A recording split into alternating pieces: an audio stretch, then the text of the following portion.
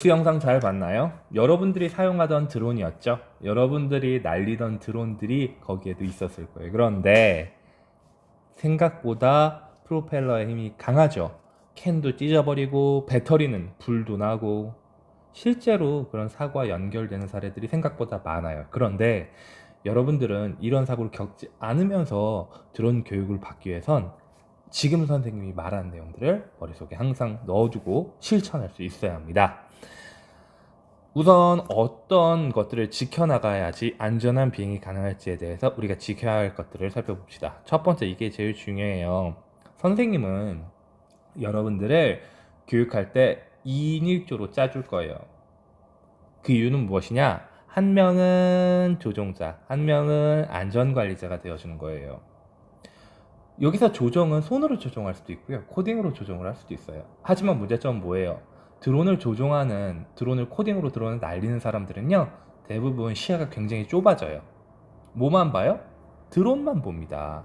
조종자는 드론만 보다 보니까 결국에 주변에 사람이 오가는지 아니면 옆에서 다른 드론이 나한테 날라오는지 알 수 있어요, 없어요? 못하죠. 그럼 그 안전에 대해서 책임을 누가 져준다? 안전관리자가 지어준다. 이 안전관리자는 무엇을 하는 거예요? 드론이 안전하게 날 수 있도록 주변의 위험 상황을 통제, 그러니까 누가 이쪽으로 오려고 그래요, 오지 않게 막고요, 위험한 데가 여러분 위험합니다, 피하세요 얘기도 해주고요. 그리고 조종하는 사람, 내 친구 짝에게 다른 드론이 날라와요, 피해, 뒤에서 드론이 날라와 얘기해 줄 수도 있어야 해요.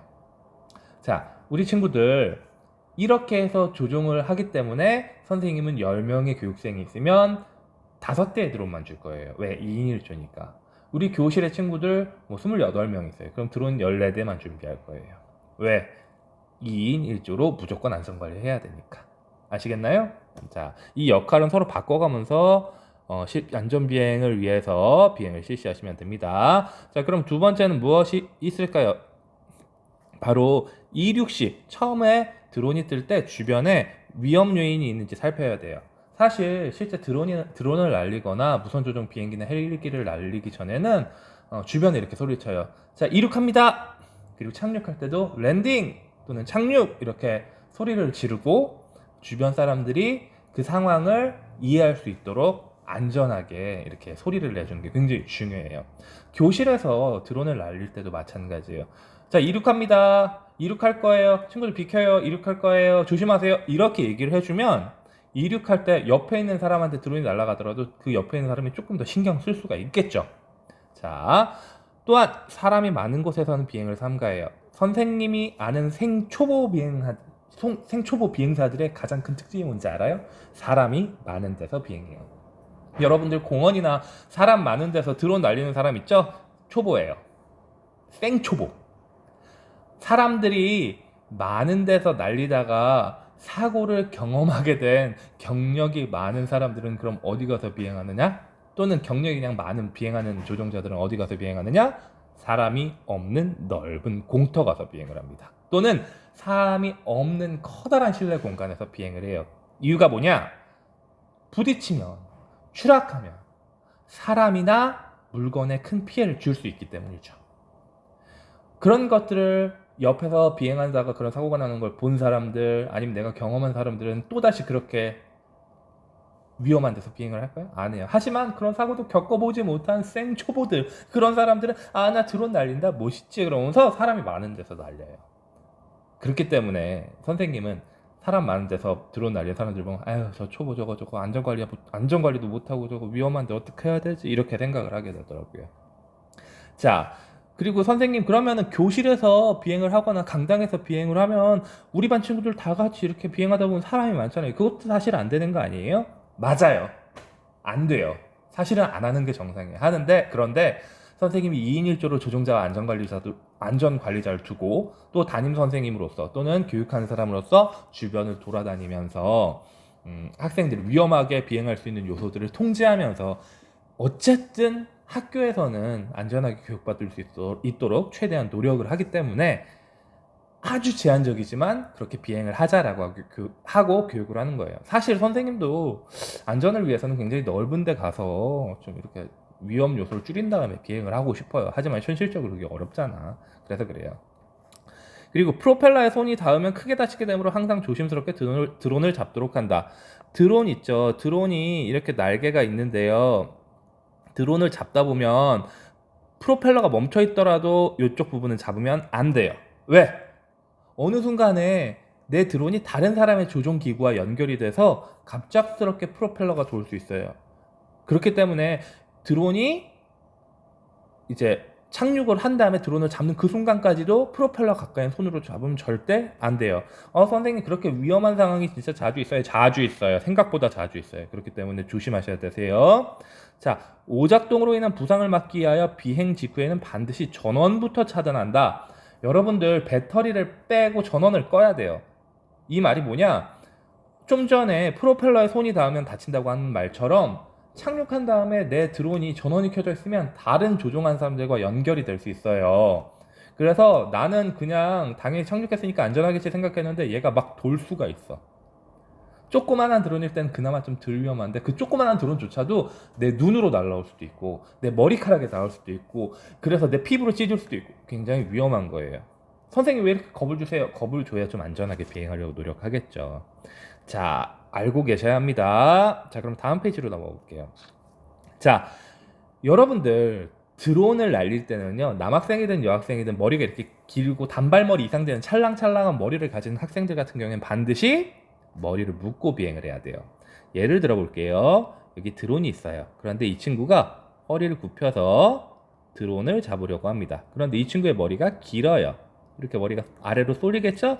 그런데 여기 있는 드론이 갑자기 프로펠러가 싹 돌아요. 그러면서 이 머리카락을 빨아들여요. 결국 어떻게 돼요? 얼굴 앞에 드론이 다가오는 그런 위험천만한 상황이 발생됩니다. 이 머리카락들이요, 이 프로펠러 안에 다 꼬여서 들어가요. 그럼 정말 재수없으면 머리카락도 잘라야 돼. 얼굴 다치면 상처 나면 그 꼬매야 되는 거고요. 만약에 그런 상황이 안 되더라도 최소한 머리카락은 뜯어야 되는 상황도 있어요. 매년 교육하다 보면 여학생들 머리 안 묶고 온 친구들 때문에 한두 번씩 겪게 되는 일이거든요. 반드시 머리를 묶고 비행하세요. 또는 이 머리 띠 갔다가 머리카락이 흘러내리지 않도록 잔 머리카락들이 드론 프로펠러에 휘말리지 않도록 조심하셔야 됩니다. 생각보다 한번 휘말리면 호로록 올라와요. 프로펠러 회전이 워낙 빠르기 때문에. 또 하나, 조종 미숙, 코딩 오류 등으로 사람을 향해 드론이 날아가게 되는 경우들이 있어요. 그럴 때는 이렇게 하고 있으면 바보예요.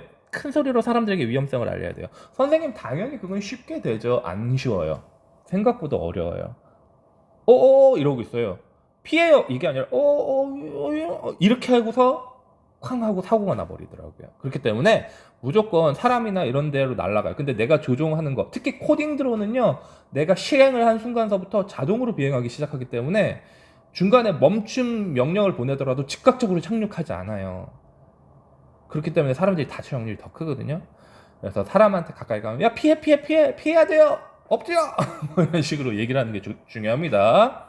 자, 그리고 불가피하게 드론이 사람이나 동물들에게 의도치 않게 날아가는 경우가 있어요.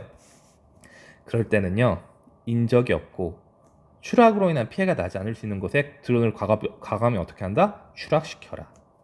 여러분들 드론은요, 다시 사면 돼요. 그죠? 근데 목숨 그리고 사람 돈으로 살 수 있어요? 못 사죠. 드론을 과감히 추락시키세요. 그렇다고 정상적으로 나는 드론 추락시킨다면 아하하 드론 추락 재밌다, 이건 사이코예요. 그럼 안 돼요.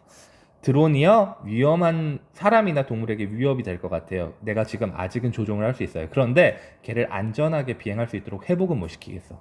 그럴 경우엔 과감하게 드론을 인적이 없고 안전한 곳에 추락시키세요. 추락했을 때 재수없으면 불도 붙을 수 있어요. 추락할 때 추락하면서 프로펠러가 튀어서 사람한테 튈 수도 있어요. 그렇기 때문에 인적이 드문 게 아니라 인적이 없고, 그리고 차나 아니면 건물 이런 것들이 최대한 없는 곳에다가 의도치 않게 조종이 안 될 경우에는 이제 떨어뜨리는 거. 추락까지도 생각을 시켜야 돼요. 생각을 해야 됩니다. 하늘을 나는 물체는 언제든 추락할 수 있으므로 피해 최소화를 최우선 가치로 하여 비행한다. 하늘을 나는 물체는요, 배터리가 떨어지면 떨어져요. 연료가 떨어지면 지상으로 떨어져요. 항상 머릿속에 있어야 돼요. 그렇기 때문에 배터리가 부족할 것 같으면 멀리 가면 당연히 안 되죠. 그리고 배터리가 부족하면 일단 착륙시키세요. 어떻게든 데리고 온다 이런 생각하지 마시고 착륙을 시키세요. 그런 다음에 네가 걸어가서 주워 오세요. 아시겠죠?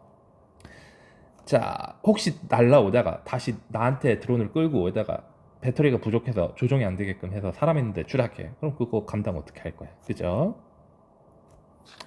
자, 그리고 선생님이 지금 드론 전에 무선 조종 비행기 이런데 접하고 입문한 게 96년이에요. 처음 접한 게.